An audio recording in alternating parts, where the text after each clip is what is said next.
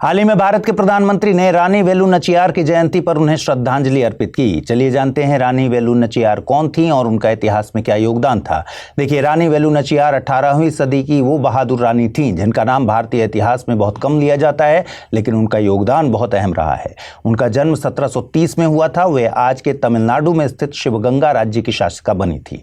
वे रामनाथपुरम के राजा चिल्लामुथु विजय रघुनाथ सेतुपति की इकलौती संतान थी और बचपन से ही उन्हें एक योद्धा की तरह ट्रेन किया गया था। 16 साल की उम्र में उनका विवाह शिवगंगा के राजकुमार मुथु वुडुगनंथुर उदय्या थेवर से हुआ, लेकिन बाद में जब अंग्रेजों ने शिवगंगा पर हमला किया और उनके पति की हत्या कर दी तो रानी वेलु नाचियार ने हार मानने के बजाय अंग्रेजों से बदला लेने की ठानी। उन्होंने कुछ समय तक जंगलों और दूसरे राज्यों में शरण तक ली।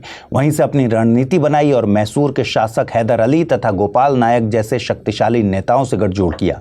आपको बता दें, रानी वेलु नाचियार युद्ध कला में पूरी तरह निपुण थी। उन्हें घुड़सवारी, तलवारबाजी, तीरंदाजी और सिलंबम व वलरी जैसी पारंपरिक मार्शल आर्ट का गहरा ज्ञान था। साथ ही वे तमिल, इंग्लिश, फ्रेंच और उर्दू जैसी भाषाओं में भी दक्ष थीं। इसी के बदौलत उन्होंने एक मजबूत सेना तैयार की और इस सेना में महिलाओं की अलग बटालियन भी शामिल थी, जिसे उन्होंने अपनी दत्तक पुत्री के नाम पर उदयाल नाम दिया।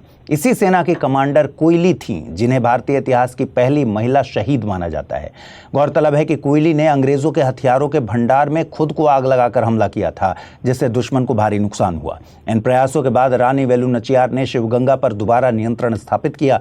बाद में वेलु नाचियार ने 1780 में शासन व्यवस्था को मजबूत करने के लिए मरुदु ब्रदर्स को प्रशासनिक जिम्मेदारी सौंपी। रानी वेलु नाचियार को इसलिए खास माना जाता है क्योंकि वे भारत की पहली रानी थी जिन्होंने अंग्रेजों के खिलाफ संगठित रूप से आज़ादी की लड़ाई लड़ी थी और साबित किया कि भारत में स्वतंत्रता का संघर्ष 1857 से बहुत पहले से ही शुरू हो चुका था।